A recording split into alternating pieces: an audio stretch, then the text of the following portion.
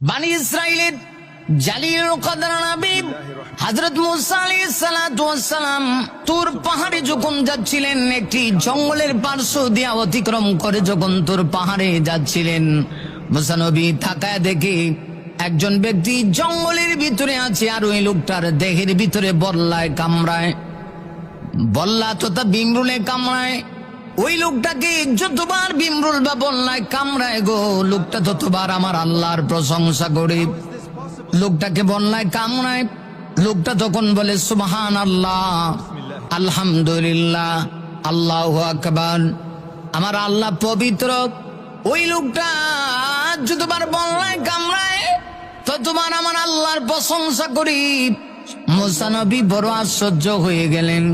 আরে মুমিন, মুসা নবী আশ্চর্য হইয়া ওই লোকটাকে জিজ্ঞাসা করেন, আপনাকে বল্লায় কামড়াচ্ছি আর আপনি বারবার বারবার কেন আল্লাহর প্রশংসা করতেছেন?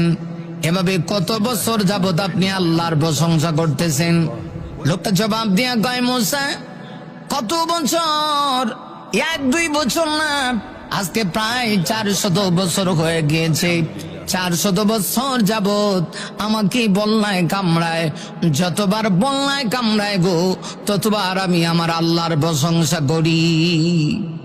আরে মুমিন, একটু চিন্তা করে দেখো না, ওই মানুষটা আমার আল্লাহকে কত বেশি ভালোবাসি। আমার আল্লাহ তাকে কি কঠিন পরীক্ষা দিলেন, বল্লায় কামড়ায় আর প্রশংসা করি। মুসা নবী বুঝতে পারলেন এই লোকটা সাধারণ কোন লোক না, নিঃসন্দেহে এই লোকটা বড় আল্লাহ বানা, তাতে কোনো সন্দেহ নাই। এত বছর যাবত লোকটাকে বল্লায় কামড়ায় আর লোকটা আল্লাহর প্রশংসা করি। মুসা নবী ডাক দিয়া কয়, আপনি তো তাহলে আল্লাহর একজন নেক বান্দা, আপনার মনের কোনো চাওয়া পাওয়া আছে কিনা একটু বলেন না, মনের চাওয়া পাওয়া থাকলে আমি পূর্ণ করার চেষ্টা করব। আরে মুমিন, আরে মুমিন, লোকটা ডাক দিয়ে বলে, আমার মনের ভিতরে 2টা চাহিদা।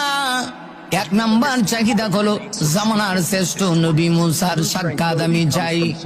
মুসাকে আমি দেখতে চাই।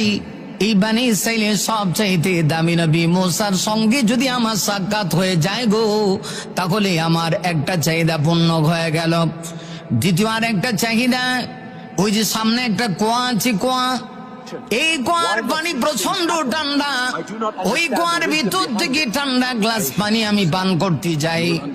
মুসা নবী তিনি আর তার পরিচয় দিলেন না। মুসা নবী মনে মনে ভাবতেছে তাহলে তার দুটা আশা এই মুহূর্তে পূরণ হতে যাচ্ছে। মুসা নবী ডাক দিয়ে বলে, ঠিক আছে, আমি যাই আপনার জন্যে, আমি পানি নিয়ে আসি। পানি নিয়ে আসার পরে মুসা নবী যখন পানি আনতে গেলেন, আইসা দেখেন আশ্চর্য ঘটনা, লোকটাকে কে যেন হত্যা করে ফেলছে।